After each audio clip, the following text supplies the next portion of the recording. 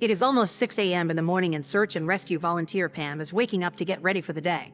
The sky is extremely cloudy, the wind is blowing strongly and the radio is warning about an oncoming storm, but Pam ignores it. After having breakfast, Pam puts all her climbing equipment together, making sure she is not missing a single item in case of emergency, then leaves the house as she glances at a picture of her late daughters. Her next stop is the local diner. The owner Dave doesn't like the idea of Pam hiking up Mount Washington alone, especially since phones don't have signal up there, but after 30 years of doing those trails daily, he is already retired and can't be her chaperone. He also reminds Pam of the ominous weather forecast, yet this is still not enough to make her change her mind. Today is a very special day, so she can't cancel this trip. Besides, the mountains make for better therapy. They listen but never talk back.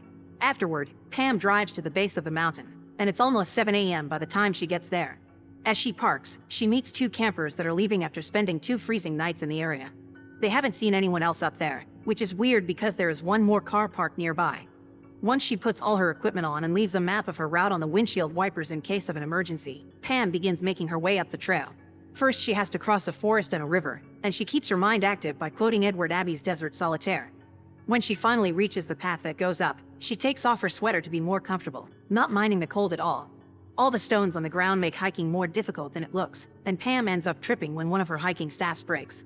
Thankfully, she does not get hurt, so she takes a break to have a drink, fixes the staff with some tape, and notices the dark clouds taking over the sky before she keeps going. After crossing another river, Pam reaches the snowy areas of the mountain by almost 10 a.m. and puts back her jacket before she freezes. The storm is coming closer and the wind is already blowing snow in her face, but Pam keeps her enthusiasm up by taking the occasional breaks. Hot cocoa helps her keep warm, and putting special chains around her shoes will make it easier to climb. By 10:30, the cold is so bad that Pam has put on her whole gear, and whenever she takes a break, she must sit behind rocks not to be blown away. When she starts climbing the final stretch, she comes across a purposefully built pile of rocks and notices a shadow at the top of the mountain. To get their attention, Pam blows her whistle, but she doesn't get a reply. It is almost 11 a.m. by now, meaning she isn't doing a good time, and another clue is about to delay her even more. There are sneaker footprints on the snow. Blowing her whistle and yelling a few words to be heard, Pam follows the footprints to find the person behind them.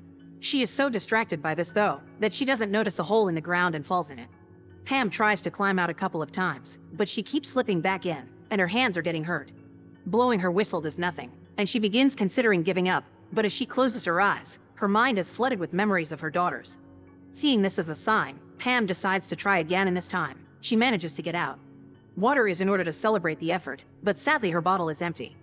After covering the hole with a bunch of branches, she climbs up the last part of the trail and makes it to the mountaintop by 1 p.m. there. She finds a man sitting in the snow freezing to death because he isn't wearing the proper gear.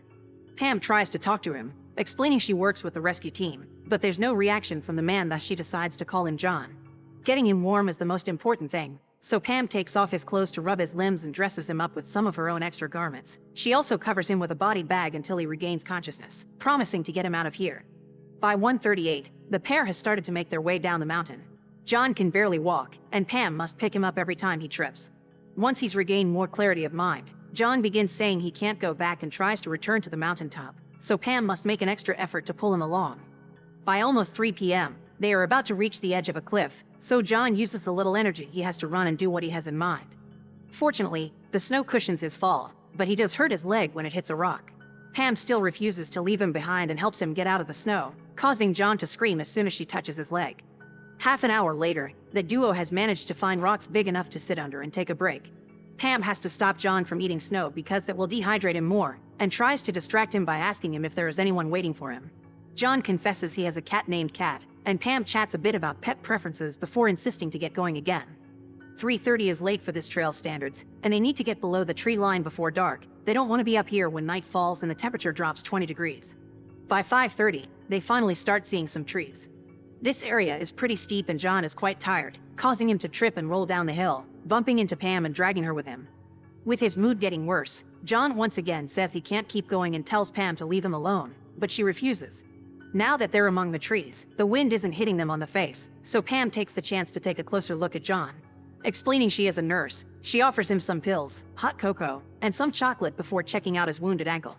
It's swollen up a lot, thus Pam bandages it up and then covers it with her last pair of extra socks. Seeing Pam's jacket clearly now, John finally understands she is part of the rescue team, but he is disappointed to hear that the lack of signal here means there won't be a helicopter or backup coming. Thinking they aren't going to make it, John starts crying, but Pam promises him once again that she will take him home. Walking through the forest doesn't turn out to be as easy as it should because of John's ankle, and Pam has to keep him from falling asleep. By the time they reach the river, John can barely walk, so he has to cross the water by crawling on a fallen tree. Unfortunately, both John and the tree are wet and slippery, causing John to fall into the river and be dragged away by the water current. Pam follows the path next to the river, making it to the mouth by 6:10, meaning it's already pretty dark. Thinking she has failed, Pam begins crying, but then a noise alerts her of something in the water. It's John, who is barely unconscious and holding onto a rock. Pam doesn't hesitate to get into the pond to drag John out and hug him tightly, as both admit that it had been pretty scary. By 7:13, the duo can see the road in the distance, and Pam encourages John to sing in order to forget the pain as she helps him to walk. She actually likes the song he chooses because it reminds her of her daughters. By 10:44, after John has put on the bag to stay warm, the pair is crossing the forest when Pam sees a car driving down the road. She runs after it to try to stop it and ask for help, but sadly, she isn't fast enough. John freaks out, thinking he's been abandoned, so when Pam finds him again, she needs to convince him once more that they have to keep moving. It is almost 11:30 when they finally reach the cars. Pam leaves John resting against the trunk while she starts the engine and turns on the heater, but instead of waiting, John runs to his own car and drives away. There's nothing she can do to stop him, so Pam returns home and quickly takes care of her body. After a stop at the toilet, she takes off her wet clothes and raids her fridge, which ends up with her taking a nap right there on the kitchen floor. When she wakes up sometime later, she takes a warm bath and finally allows herself to cry her heart out. That night, Pam dreams of the day she lost her daughters. She was woken up by a weird smell, and as soon as she realized it was a gas leak, she opened the window to take a clean breath. Afterward, she rushed to check on her children, but unfortunately it was too late, they were both dead. Since then, Pam always leaves at least one window open, even in winter. 5 days later, Pam gets a message from Dave telling her to check the news. It turns out she's famous now. John has told the police his story, and journalists didn't take long to find out who the lone woman that saved the depressed man was, although John himself asked to remain anonymous. Pam hears her name on the radio and sees her pictures in various articles, but has no interest in contacting anyone for fame. She continues her routine of hiking up the mountain trail as she waits for a call from the local police with an answer to her request, but sadly their message isn't helpful. When John filled his report, he didn't offer his real name or a phone number. One afternoon, a reporter called Patrick shows up at Pam's house. She tries to tell him she isn't the woman from the news, but Patrick has seen her picture, so he doesn't believe her. Seeing as she has no other choice, Pam invites him in and answers his questions.